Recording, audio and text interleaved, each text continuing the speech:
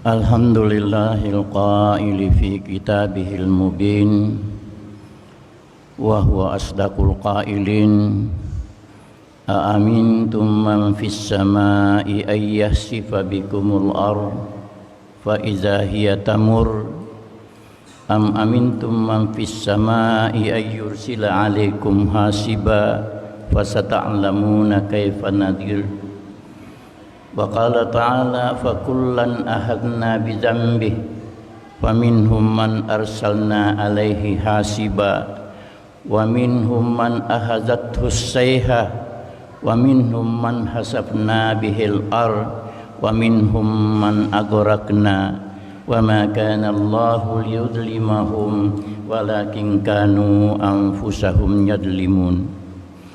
Nahmaduhu wa nasta'inuhu wa natubu ilaih wa nastaghfiruhu wa na'udzu billahi min syururi anfusina wa sayyiati a'malina. May yahdihillahu fala mudhillalah wa may yudlil fala hadiyalah. Asyhadu an la ilaha illallah wahdahu la syarikalah lahul mulku wa lahul hamd wa huwa ala kulli syai'in qadir wa asyhadu anna Muhammadan abduhu wa rasuluhu wa habibuhu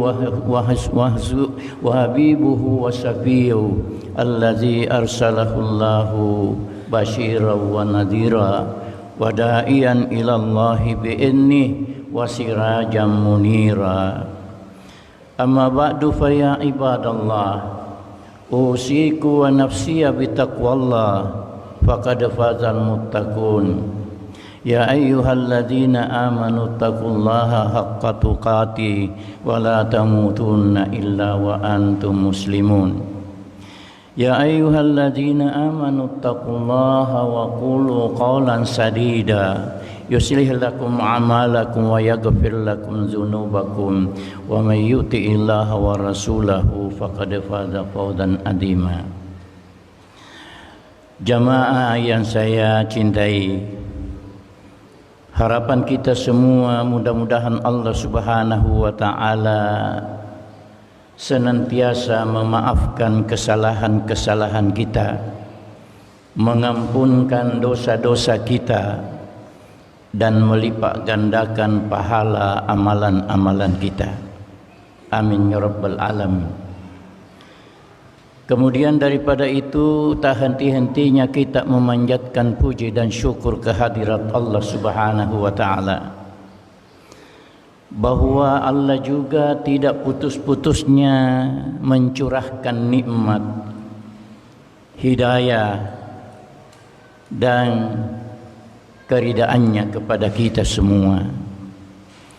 Marilah kita bersama-sama memanfaatkan kesempatan demi kesempatan, peluang demi peluang, waktu demi waktu yang Allah berikan kepada kita untuk senantiasa bertakarrub kepadanya dengan melakukan banyak amalan-amalan saleh dan berupaya meminimalisir kesalahan-kesalahan atau maksiat-maksiat yang sering kita lakukan.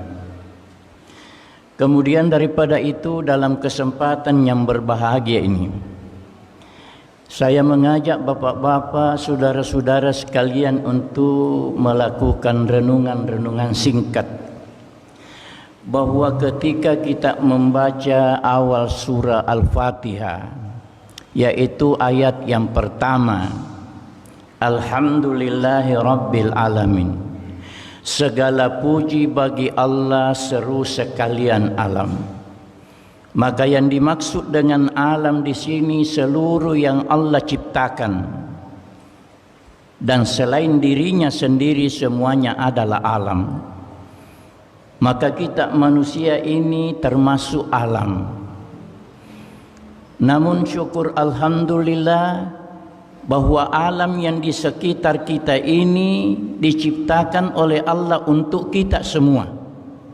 Kita bangsa manusia Karena Allah Subhanahu wa taala mengatakan wa khalaqalakum ma fil ardi jami'a. Semua yang ada ini saya ciptakan untuk kalian. Untuk manusia. Makanya sejalan dengan sebuah hadis yang tidak dipertanggungjawabkan kebenarannya, laulaka ma khalaqtul aflaka. Kalau bukan karena engkau Muhammad, tidak ada yang saya ciptakan yang lain. Ini hadis tidak dipertanggungjawabkan kebenarannya. Tapi ada seperti itu. Laulaka ma khalaqtul aflaka. Kalau bukan karena engkau Muhammad, yang lain ini saya tidak ciptakan. Jadi semua ini diciptakan untuk kita manusia. Dan semua ini merupakan nikmat untuk kita semua. Kita kembali saja, air kita butuhkan, Allah menciptakan air. Api kita butuhkan, Allah menciptakan api. Bumi kita butuhkan, langit kita butuhkan, angin kita butuhkan. Semua kita butuhkan dan diciptakan oleh Allah Subhanahu wa taala untuk kita semua. Yang itu semua merupakan nikmat yang perlu kita syukuri. Namun selain daripada itu, ada kenyataan yang tidak bisa disangkal. Kalau sering terjadi apa yang namanya bencana alam, ya. Bencana alam karena air, bencana alam karena gempa bumi, bencana alam karena tsunami dan lain-lain sebagainya. Itu sering terjadi dan mengorbankan banyak manusia. Bahkan kadang beribu-ribu. Informasi kasar yang kita terima dari Sulawesi Tengah, paling sedikit 35.000 orang yang meninggal di sana. Padahal alam diciptakan untuk kita. Kenapa sih sampai begitu berbahayanya, sampai menelan korban begitu banyak? Betul, alam diciptakan oleh Allah untuk kita, tetapi ada peringatan Allah sebelum terjadi seperti itu. Berulang-ulang Allah peringatkan kepada kita.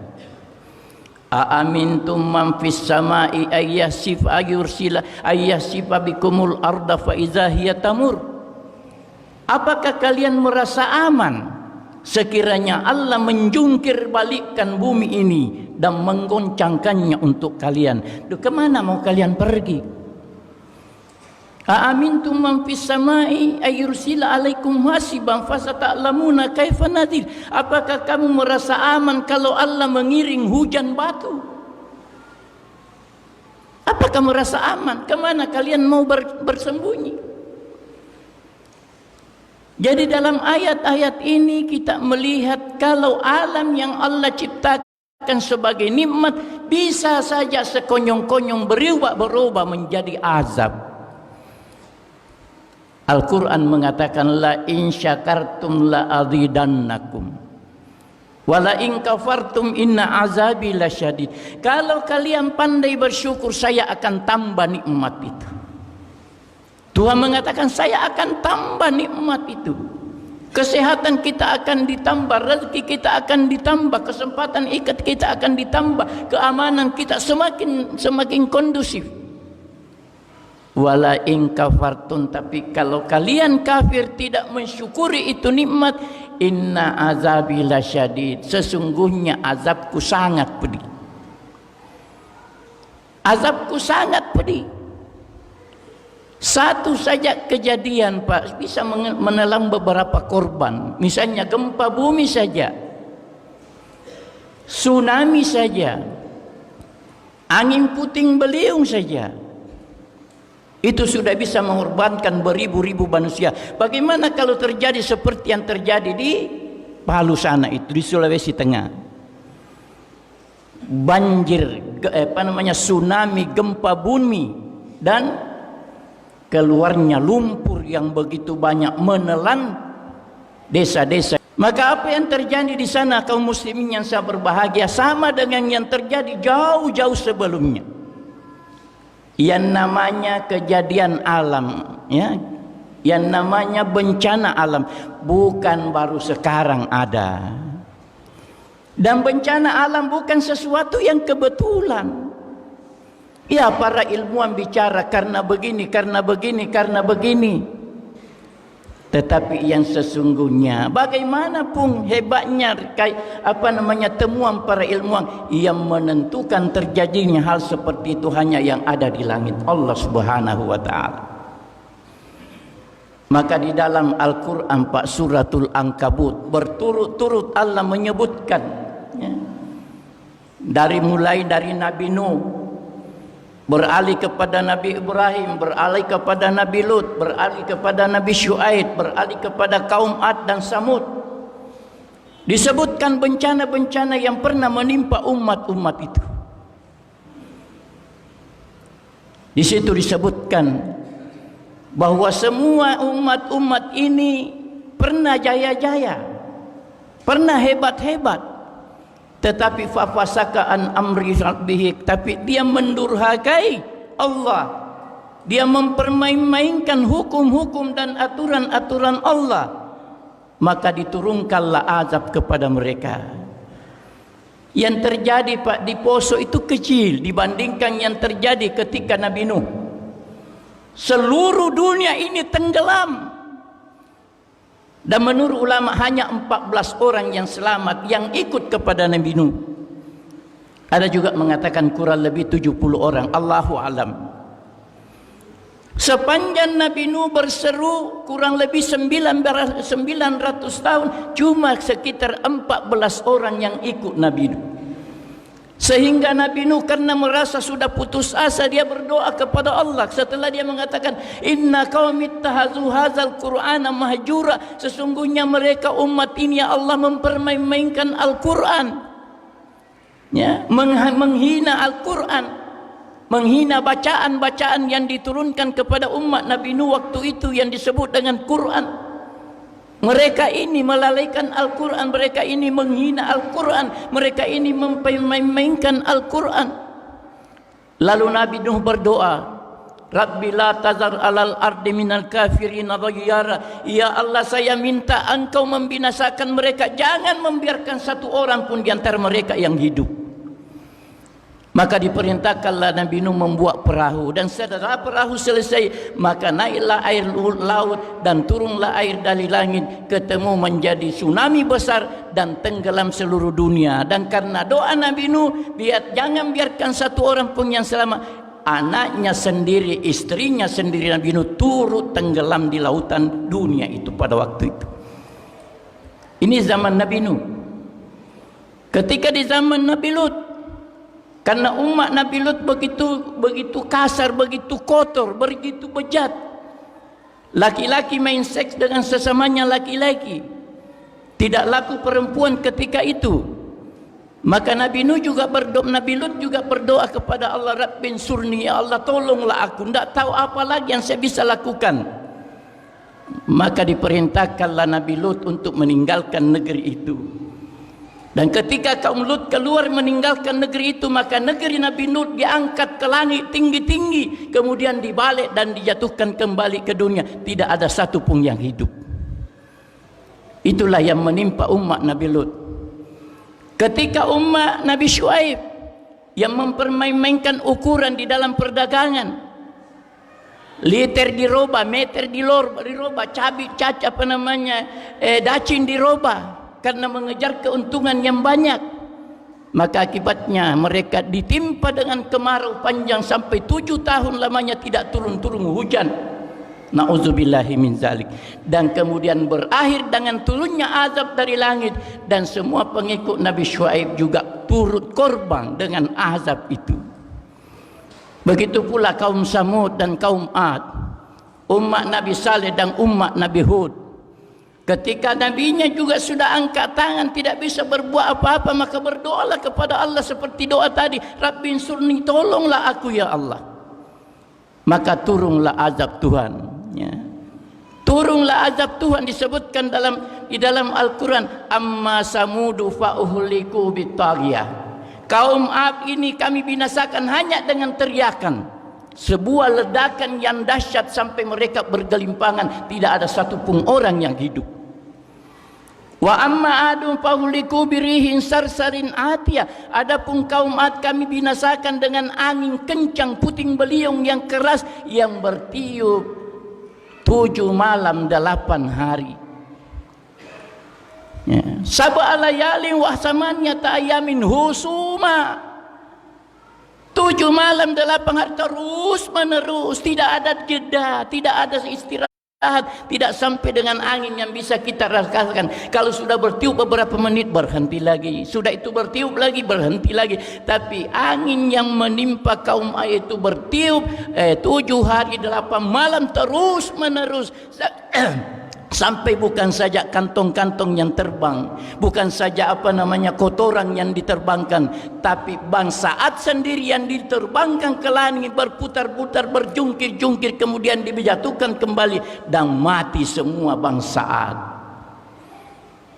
Untunglah kita, Pak.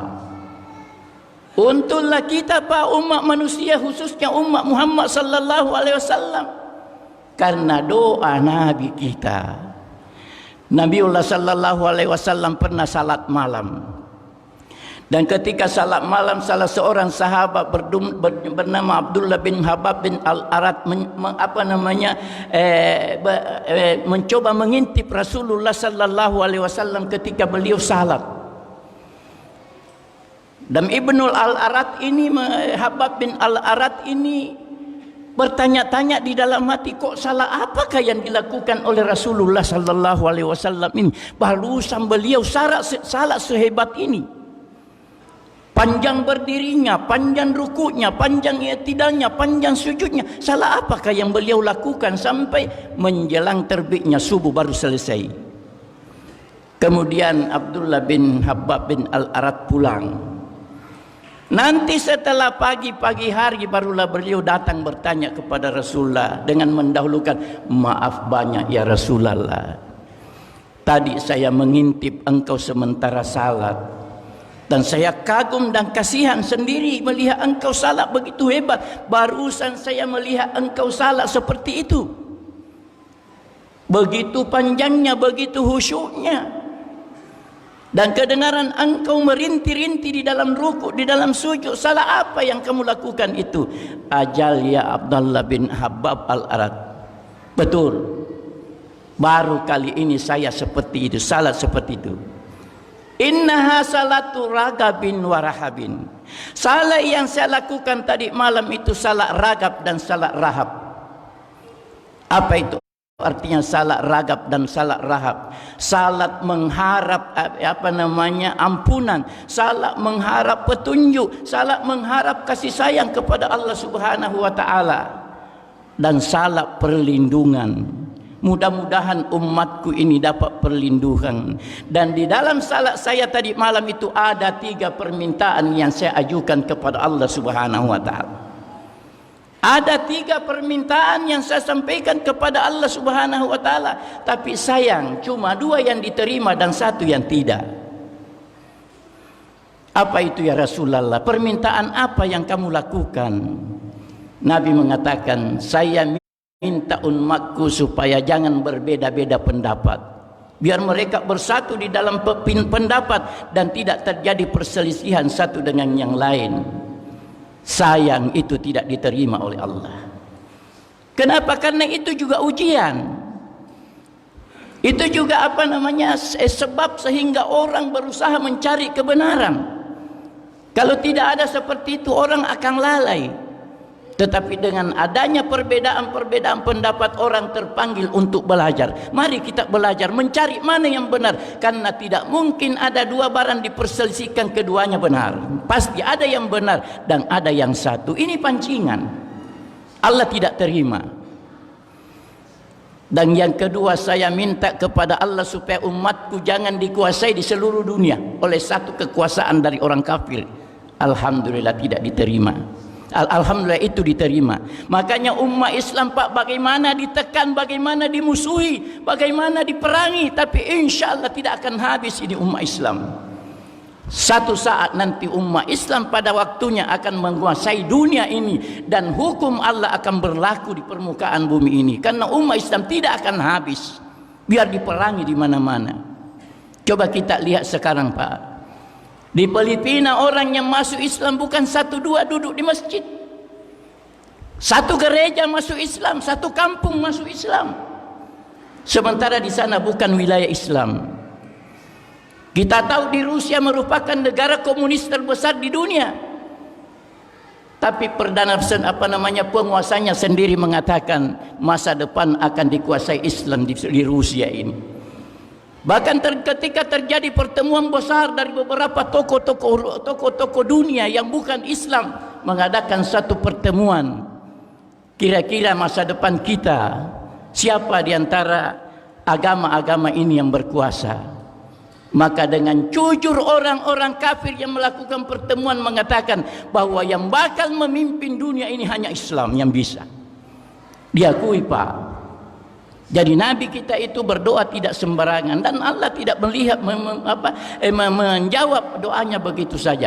Dan yang satu lagi, apa doa Nabi Muhammad? Ya Allah, jangan engkau jatuhkan musibah, jangan engkau jatuhkan azab kepada umatku secara menyeluruh. Tidak seperti kaum Ad, habis baru selesai. Tidak seperti kaum Samud, habis baru selesai. Tidak seperti Nabi Lut diangkat dan tidak ada satu pun yang hidup, termasuk istrinya sendiri Nabi Lut, termasuk istrinya sendiri Nabi Nuh. Tidak ada satu pun yang hidup. Tapi kita umat Muhammad sallallahu alaihi wasallam dengan doa Nabi, insya Allah kita tidak akan kena gempa seperti sehebat yang pernah terjadi di umat-umat lalu. Kita tidak akan kena tsunami seperti di zaman Nabi Nuh, dan kita tidak akan diangkat ke langit seperti yang menimpa umat kaum Lut, insya Allah. Tetapi hati-hati Pak. Kemarin baru di Palu, sebelumnya baru di NTB, tahu beberapa tahun lalu di Aceh. Tapi hati-hati kaum muslimin. Dosa-dosa yang dilakukan bangsa Indonesia sekarang sudah ada semua dosa-dosa yang dilakukan umat-umat lalu. Satu saja Pak, LGBT ini kalau kita biarkan begitu saja, kaum muslimin tunggu azab Tuhan akan menghancurkan bangsa Indonesia seluruhnya. Karena ada pihak yang sudah mengusulkan ke DPR supaya ini diterima, laki-laki dengan laki-laki bisa kawin sama jenis. Nauzubillahi min zalik. Bencong-bencong berkeliaran dan dibiarkan, jangan ganggu. Nauzubillahi min zalik. Ini semua akan terjadi. Dan yang kita sedihkan bapak-bapak, ada saja pihak-pihak tertentu mengusulkan semua pesantren di Indonesia dihapuskan. Ada saja usul yang masuk semua pendidikan agama di sekolah-sekolah ditiadakan. Dan yang terakhir ini Pak, jangan menggunakan loudspeaker untuk azan. Apa semua ini kaum muslimin? Ini ancaman besar. Kalau kita bangsa umat Islam ini menerima begitu saja, maka tunggu azab Tuhan akan datang. Dan kita bangsa Indonesia tidak mustahil akan tenggelam dan habis semuanya. Na'udzubillahi min zalik. Cuma ada ayat yang menghibur kita. Ada ayat yang mengatakan, makanallahu liwazibahu wa anta fihim. Allah tidak akan mengazab mereka, hai Muhammad, karena kamu masih ada. Ketika itu Allah tidak mengazab mereka karena kamu masih ada, padahal mereka itu sudah kelewatan, sudah berbuat maksiat keterlaluan, tapi kamu masih ada di dalamnya. Wa ma kana Allahu mu'adzibahum wa hum yastaghfirun. Dan Allah tidak menurunkan azab karena masih banyak di antara mereka yang betul-betul beristighfar kepada Allah. Maka bapak-bapak, saudara-saudaraku, sebelum kejadian ini menimpa kita, ada satu amalan, ada satu hal yang perlu kita sadari bersama. Allah Subhanahu wa taala di dalam hadis kursi pernah mengatakan, laqad hamamtu an u'azziba ibadi. Sungguh saya sering akan menurunkan bala kepada umatku. Biasa ni nasa pengelatay lelok mapaturu pacalla merata yang menimpa umat ini, ya. Sudah sering.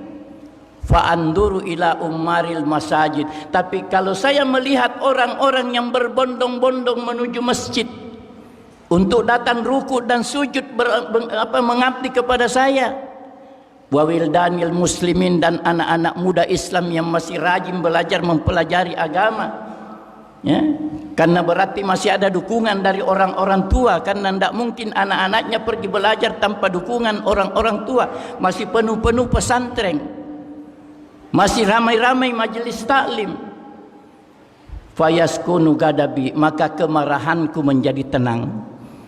Jadi inilah aslinya, inilah apa namanya, amalan yang lebih dahsyat daripada hanya sekedar angkat tangan berdoa.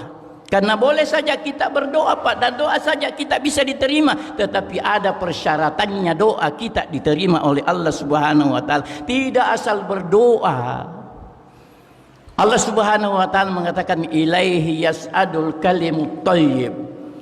Doa-doa yang baik naik kepada Allah Subhanahu wa taala, karena hanya kepada Allah tempat kita bermohon.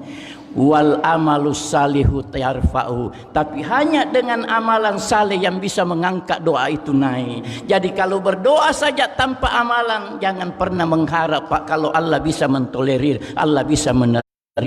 Tapi mari kita beramal baru kita berdoa, insya Allah Tuhan akan terima. Makanya saya ingatkan terakhir bapak-bapak, hari Jumat Pak, ini namanya sahabat-sahabat kalau hari Jumat pergi salat subuh, banyak yang tidak pulang-pulang karena fadilah masjid, fadilah salat Jumat yang mereka kejar. Kita ini Pak sudah naik khutbah, sudah berdiri imam di podium, tapi belum seperdua masjid yang terisi. Na'udzubillahi min zalik. Kalau ini kita sadar tidak sadari, kalau ini kita tidak sadari Pak, tunggu azab Allah akan menimpa kita semua, yakin Pak. Apalagi karena penguasa kita tidak terlalu memperhatikan hal-hal seperti ini, karena yang mereka persoalkan adalah kekuasaan, adalah jabatan, adalah kursi dan lain-lain sebagainya. Tidak ada yang melihat suasana seperti ini. Kalau pemerintah harus turun tangan melihat ini, kalau mereka sendiri mengaku dirinya seorang muslim. Kalau tidak Pak, inilah panggilan, inilah ancaman, dan inilah bencana yang akan menimpa kita. Na'udzubillahi min zalik. Barakallahu li wa lakum fil Qur'anil azim wa nafa'ani wa iyyakum bima fihi minal ayati wa dzikril hakim wa taqabbala minni wa minkum tilawatahu innahu huwas samiul alim wa aqulu qouli hadza wa astaghfiruhu innahu huwal ghafurur rahim.